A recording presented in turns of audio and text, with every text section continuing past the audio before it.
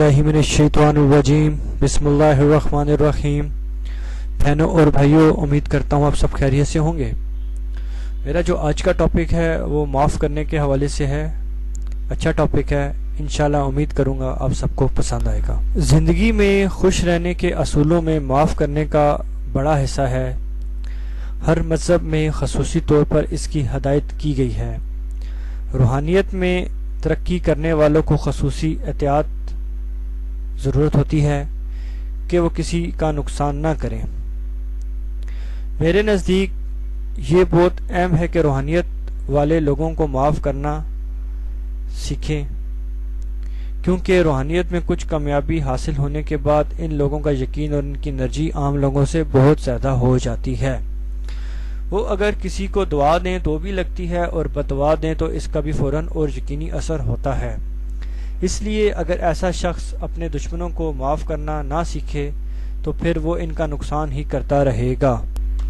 रोज़ किसी ना किसी की सख्ती आई रहेगी और इनके नुकसान के नतीजे में इस शख्स की नेकियां ज़ाया या गुनाह ज़्यादा होते रहेंगे और इसकी तरक्की रुकना शुरू हो जाएगी।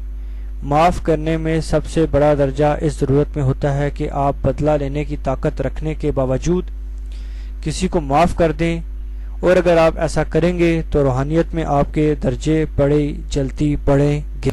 रूहानियत वालों को चाहिए कि वो अपने दोस्त बनाएं। मौलाना जलालुद्दीन रूमी फरमाते हैं, आज़ाद मर्द वो है जो किसी के रंज देने से रंजीदा ना हो, और जवान मर्द वो है जो रंज के मुस्तहिक को रंज ना दे। माफ़ करने में ये भी है कि आप ख़ुद को माफ़ करना सीखें। ये इस तरह होता है कि आपने कोई गुनाह किया है जो आपके जहन या लाशऊर में बैठा हुआ है और इंसान इसकी वजह से ख़ुद को सज़ा दे रहा होता है। इंसान की रूह इंसाफ पसंद है, ये ख़ुद से भी इंसाफ करती है, ख़ुद को गलतियों की सज़ा देती रहती है।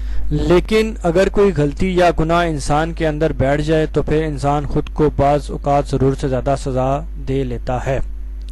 इसलिए बेहतर तरीका यह है कि गुनाह या गलती की अल्लाह ताला से माफ़ी मांगे और माफ़ी मांगते वक्त ज़हन में ये हो कि मैं इंशाअल्लाह ये गलती दोबारा नहीं करूँगा। इस तौबा के बाद इस गलती को बिल्कुल भूल जाएं। इंसान का ज़मीर मुतमईन ना हो तो वह इंसान को लाजमी इसके लिए कहीं के सज़ा देता है।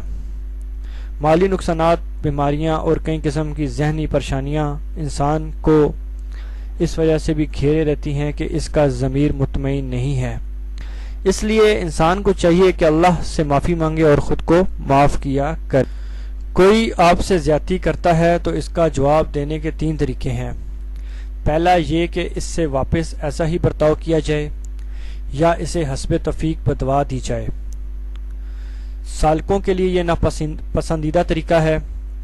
दूसरा तरीका ये है कि इस ज़्यादती का बदला अल्लाह पर छोड़ दिया जाए।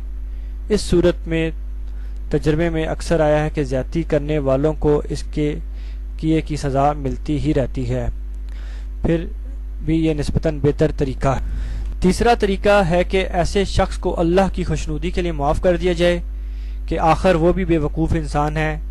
ये जवान मर्दों का तरीका है। आम ज़िंदगी में भी मैंने अक्सर देखा है कि हम में से अक्सर लोग अपने आसपास के किसी अहम आदमी या अपने बॉस वगैरह को किसी एक आदत से तंग आ जाते हैं। अमूमन ये आदत इसका अपना आप को अक्लमंद समझना वगैरह किस्म की होती है, और फिर बहुत से लोग इसी वजह से इसे बदवाएं तक देते रहते हैं। इनकी ये ख्वाहिश होती है कि इस आदमी का ये गरूर टूटे, मगर ख़ुद इन्हें ये याद रखना चाहिए कि इंसान ख़ता का पुतला है। गलती से पाक सिर्फ अल्लाह की ज़ात है। हम सब में भी इसी किस्म की कोई ना कोई ख़राबी मौजूद होती है। इसलिए हमें चाहिए कि इस शख्स की एक आधा ख़राबी नज़रअंदाज कर दिया करें। दूसरे लफ्ज़ों में इस ख़राबी की माफ़ी दे दिया करें। ये चीज़ हमारे इत्तेहाद की सबसे बड़ी दुश्मन होती है। ऐसी बुरी ख्वाहिशें अक्सर पूरी हो जाया करती हैं, इसलिए ऐसा नहीं सोचना चाहिए। हमारे माशरे में रिश्तेदारों, बरादरियों में हसद और दुश्मनी की एक बड़ी वजह यही होती है।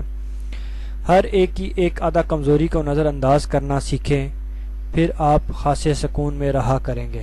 ये था मेरा आज का टॉपिक, माफ़ करना। امید کرتا ہوں آپ سب کو پسند آئے گا. اس کے ساتھ اجازت چاہوں گا. السلام علیکم. اللہ حافظ.